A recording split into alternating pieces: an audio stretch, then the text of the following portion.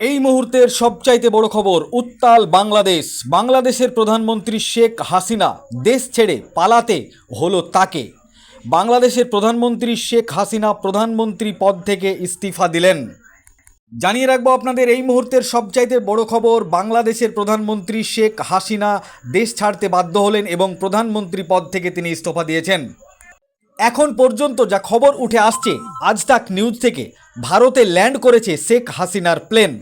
পরবর্তীতে হয়তো তিনি অন্য কোনো দেশ চলে যেতে পারেন, পরবর্তীতে সেটা জানিয়ে দেওয়া হবে। এই মুহূর্তের সবচাইতে ভয়ঙ্কর খবর, আন্দোলনকারীরা পুরো ঢাকার রাস্তা দখল করে নিয়েছে। আন্দোলনকারীরা প্রধানমন্ত্রী আবাসও দখল করে নেয়।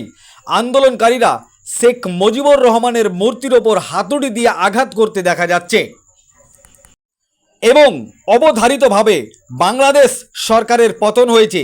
বাংলাদেশের সরকারের দায়িত্ব এখন সম্পূর্ণ সেনাদের হাতে।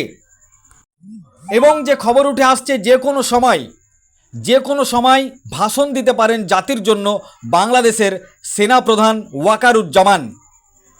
ভয়ঙ্কর ঘটনা, ভয়ঙ্কর খবর এই মুহূর্তে উঠে আসছে বাংলাদেশ থেকে। সেই ছবি দেখছেন আপনারা আখেরিগঞ্জ নিউজ চ্যানেলের পর্দায়। আপনারা জানেন যে গত কয়েক মাস ধরে ছাত্র বিক্ষোভ আন্দোলন চলছে। প্রথমে সেই আন্দোলন ছিল 56% কোটা সিস্টেমের বিরুদ্ধে। বাংলাদেশ সুপ্রিম কোর্ট সেই কোটা পদ্ধতি বাতিল করে 7%-এ নিয়ে এসেছে।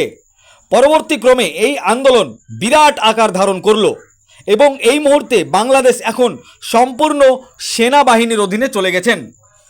জানিয়ে রাখি আপনাদের, বাংলাদেশের প্রধানমন্ত্রী শেখ হাসিনা দেশ ছাড়লেন। এই মুহূর্তে ভয়ঙ্কর পরিস্থিতি বাংলাদেশে। এই ভিডিওটি যারা দেখছেন চ্যানেলটি লাইক করবেন, শেয়ার করবেন আর সাবস্ক্রাইব করবেন। আই লাভ মাই ইন্ডিয়া, মেরা ভারত মহান। সূত্র নিউজ নেশন, আজ তাক, দ্য নিউজ বাংলা। এই চ্যানেল থেকে এই সম্পূর্ণ খবরগুলো জানতে পারা গেছে। দেখতে থাকুন আখেরিগঞ্জ নিউজ।